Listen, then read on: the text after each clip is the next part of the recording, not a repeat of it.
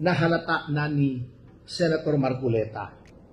Blue ribbon. Bakit nandoon lagi si DOJ Secretary? Di ba sabi nga niya, investigative arm na ba tayo ng DOJ? Bakit iniimbita yung DOJ Secretary? Di ba? Bakit dadalaw yung DOJ Secretary sa ICI? Bakit laging kasama si Secretary Dizon sa mga yung mga anong tawag doon? Yung mga ocular inspection? Hindi ba the Secretary, all the members of the cabinet are alter egos of the President? Bakit nandoon ang alter ego ng President with members of a commission that is supposed to be independent? Di ba? May powers. Binigyan ng powers.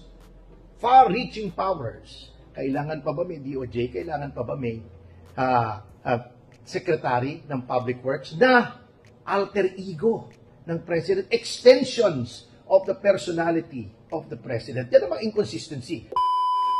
At yun na nga mga kabayan, pag-usapan nga po natin. Ito pong birada po ni Atty. Topacio, dito pa rin po kay, kay Lacson. Kung saan si Lacson nga po, di ba, siya po ang chairman ng Blue Ribbon Committee. Mantakin nyo mga kabayan, ito pong si Lacson, tila bagay nakikipagsabuatan dito kay, kay Remulla. Kasi kung mapapansin po ninyo mga kabayan sa mga nagdaang hearing na si Lacson po ang chairman, nandun na lang nga po palagi ito pong si Remulla. At kung papansin niyo nga po, lagi po siyang yung witness, lagi niya pong kinukuha at dinadala niya po sa kanyang opisina. Di po ba? Parang may something po na kung saan kahit po si Senator Marcoleta, di po ba? Parang nung nakaraan po kasi, di ba, nung si Yusek Ronald Eduardo ba yun? Dadalhin doon sa opisina ni Remulla. Di po ba? Hinarang po ito ni Atty. Marcoleta, Senator Marcoleta at Senator Bato. Dahil nga po nangangamba po sila na baka pagdating po doon, makapalitan po o madagdagan po yung kanyang sinumpang salaysay. At yun na nga po yung nangyari. Nang pagdala po doon kay Yusek, binalik po sa Senado, nadagdagan na nga po. Kung saan doon na nga po tinuro niya nga po si Chis Escudero.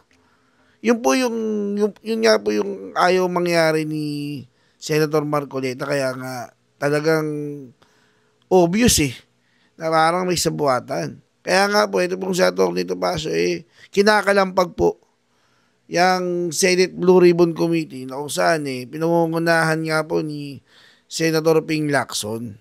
Simula nga po nung naupo ito si Ping Lacson, di ba? Parang lumihis yung tumbok nung hearing. Di po ba nung kinanta na nga po ng mga Diskaya ay ang si Saldico at si Romualdez, di ba doon nga po biglang napalitan, di ba, si Senate President Chis Escudero at si Senator Marcoleta. Pag-upo ni Lacson at Isoto, ayun na, nagkandaleche-leche na po ang Blue Ribbon Committee. Ngayon nga po, meron na nga pong bagong bagong witness, si Master Sergeant Gutesa. Mantakin niyo mga kabayan, imbis na si Romualdez at si Saldico ay ipatawag dahil nga po nabanggit nga po ito ni Sergeant Gutesa, kakasuhan pa po si Sergeant Gutesa. Di ba? Baliktad na nga po kung sino po yung witness, sila pa po yung kinakasuhan. Di ba? Baliktad po utak ni Ping Lacson at Isoto. Imbis na yung witness, tulungan mo, protektahan mo, hindi. Dahil nabanggit po niya si Tambalus si Romualdez, ayan na. Siya nga po ay kakasuhan na. Nakakawe, pag ganyan po, ganyan ang mangyayari, wala na pong tatayong witness dyan. Wala na pong ituturo. Tinatakot po Di po ba? O ito po mga kabayan, panoorin po natin na yung punto po dyan ni Atty. Topacio, kaugnay nga po dyan sa pamumuno ni Lacson, na bias po eh. O ito po mga kabayan, no? Sir Topacio, pasok po. Since na-mention mo kanina, going back po sa flood control scandal, since na-mention mo kanina na parang more na lang yung investigation of government on flood companies, and then you said nga na that in DOJ was with the legacy yesterday. For the record po, nilinuhan po tayo na hindi na credible yung independent investigation groups.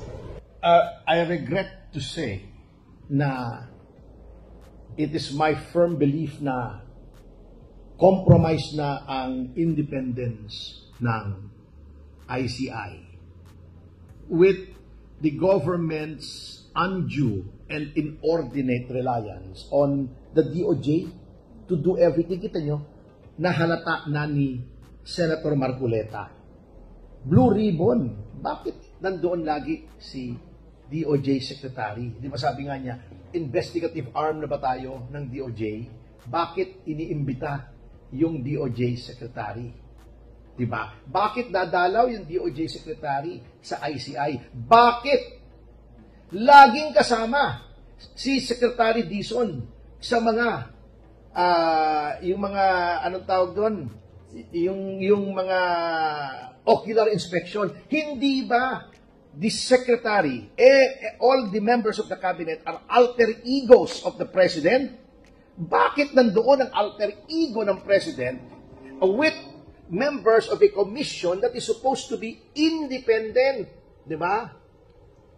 May powers, binigyan ng powers, far-reaching powers. Kailangan pa ba may DOJ? Kailangan pa ba may Secretary ng Public Works na alter ego ng President? Extensions of the personality of the President. Yan ang mga inconsistency.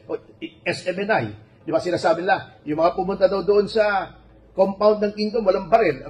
Di ba kita sa video may mga barel? Ganyan ang pamahalaan natin. You cannot rely on this administration to tell the truth. Puro panliling lang. They say one thing but do another. Yan po ang nakalulungkot sa kasalukuyang administrasyon. Thank you po. And so far, anong assessment natin naman doon sa ginagawang investigation po ng Blue Ribbon under the Senator Lacson? Nakita nyo naman kung paano i-cover up. Tuwing napupunta na kay Martin, ililihis niya. Bago, eto pa, eto malalim kong iniisip ito sa Blue Ribbon at sa Senado. Okay. Kapag noong ang ini-enumerate noong mga diskaya ay mga congressmen, wala naman silang ginawa, di ba? Noong si Hernandez at si Alcantara ang nagbanggit, mga senador, di ba ang DOJ finreeze agad through the AMLAC yung mga bank accounts ni Senators Joel Villanueva, Jinggoy Estrada, pati ba si Cheese na freeze? Oo. Finreeze, di ba? Oo. Bakit nung nagbanggit congressman, di finreeze? Bakit yung senador, pinifreeze?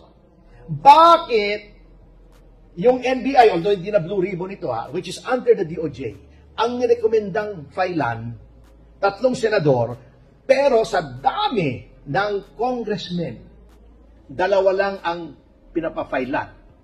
Si Saldico at saka yung sa Caloocan, si Mitch Kahayon Uy. Oh, yun lang. Sa dami. Binanggit si Martin. Bakit hindi nila pinapafailan si Martin? Yung ibang congressman, ang daming binanggit ni Diskaya. Di ba? Oh. Bakit ganon? Hindi kaya, naglabas si Lacson ng pahayag, halos lahat daw ng senador. Mayroong insertion sa flood control. What are they trying to do? Etong naiisip ko, ito theory ko lang naman Since kaalyado nila yung House, and sa February 6, pwede na silang mag-file ng impeachment ulit. Pinoprotektahan nila yung House. Ang ginawa nila, they put a sword of Damocles over the heads of these senators na magtatry ng impeachment complaint kung may bago. Parang sinasabi nila, sinama pa nila si Bong Revilla, hindi porket senador ka, hindi ka makukulong. Hindi ba nakulong si Jinggoy? O, di ba? Nakulong si Juan Ponce Enrile. Di ba? Di ba nakulong si Bong Revilla kahit senador? Magpa-file kami ng impeachment, kita nyo tinarget yung mga anti-impeachment na nakita nila. Si Jinggoy, Joel, Chis Escudero, yung mga nag-archive.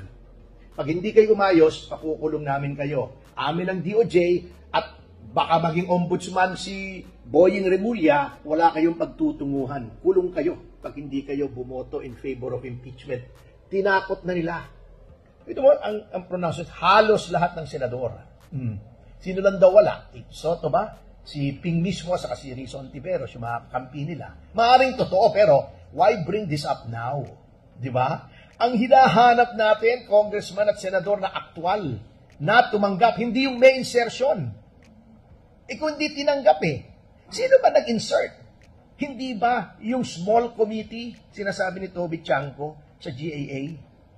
Bakit tatakutin mo yung mga senador? May binabalak ito kasi malaking dagok sa kanila nung na-archive yung impeachment kasi natalo sila sa Supreme Court. Plus, pumutok tong flood control, hindi nila malaman kung saan nila kukunin yung perang panuhol na naman doon sa mga pipirma sa impeachment. Ito ang plan B nila. Okay, magpa-impeach tayo. Anyway, kontrolado pa naman natin ang House. Lahat ng dissenters dyan, katulad ni Kiko, Barsaga, ipitin natin, ethics complaint natin. Pagdating sa Senado, may leverage tayo. Umayos kayo or idadawit kayo sa flood control. Kasi kontrolado rin namin yung DOJ at NBI. At baka maging kontrolado rin nila yung ombudsman. So nakikita nyo na yung laro Kasi when you look at it, chess player ako you have to look at the board, mga 7-8 moves ahead. So, yan ang nakikita ko dyan. Kaya, pinilit nilang palitan, yung blue ribbon, pinilit nilang palitan, yung Senate President. Thank you. Promise last na. Debiro lang. Ina-expect ba natin na sana kahit itong si Mabino Morales mag-resign? Hindi ko alam I hope na he belatedly gets a sense of delicacy kasi hindi lang naman isa at alam nyo, common knowledge naman yan na it goes all the way to the top. Hindi naman magkakaroon ng insertion kung hindi alam ng speaker. Di ba?